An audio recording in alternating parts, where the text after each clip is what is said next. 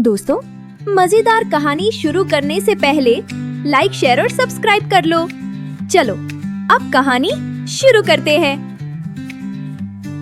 शांत गांव में रामू नाम का एक दयालु किसान रहता था। रामू हर दिन कड़ी मेहनत करता था, लेकिन फिर भी गरीब ही रहता था। एक दिन उसने अपने खेत के किनारे एक अजीब जादुई टीला देखा।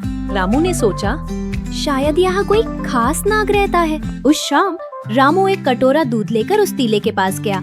उसने धीरे से दूध टीले के दरवाजे पर रखा और पीछे हट गया। एक मित्रतापूर्ण नाग प्रकट हुआ, जिसकी बड़ी और दयालु आंखें मुस्कुरा रही थीं। नाग ने सिर हिलाया और धीरे धीरे दूध पी लिया।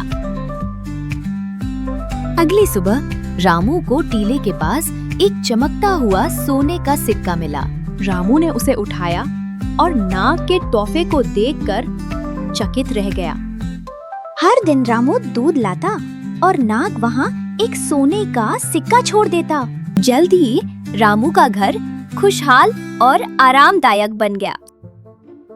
एक दिन रामू ने अपने बेटे राजू से कहा कि वो दूध ले जाए। उसने सोचा कि टीले के अंदर कोई बड़ा खजाना छिपा है। राजू दूध का कटोरा लेकर टीले की ओर चला। नाग निकला और राजू को देखकर दयालु मुस्कान दी, लेकिन राजू ने हाथ में डंडा पकड़ा हुआ था। वो सारा सोना अभी पाना चाहता था। चौंका हुआ नाग तुरंत वापस टीले के अंदर घुस गया। गांव वाले इकट्ठा हो गए और जो हुआ उसके बारे में फुसफुसाने लगे। उसने नाग को चोट पहुंचाने की कोशिश की। ये होना ही था। रामू घर लौटा और उसने ये परेशान करने वाली खबर सुनी। वह दूध लेकर टीले के पास गया। उम्मीद थी कि फिर से दोस्ती हो जाएगी। नाग ने कहा, अब मैं तुम्हें कभी नहीं मिलूंगा और ना ही दूध लूंगा। अब हमारे बीच दोस्ती नहीं हो सकती। तुमने अपना बेटा खो दिया और मैंने अपना भरोसा।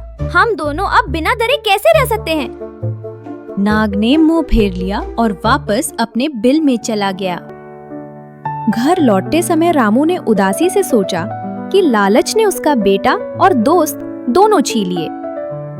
रामू फिर से अकेले ही खेत में काम करने लगा। याद रखो, लालच दोस्ती तोड़ देता है। जो तुम्हारे पास है उसी में खुश रहो।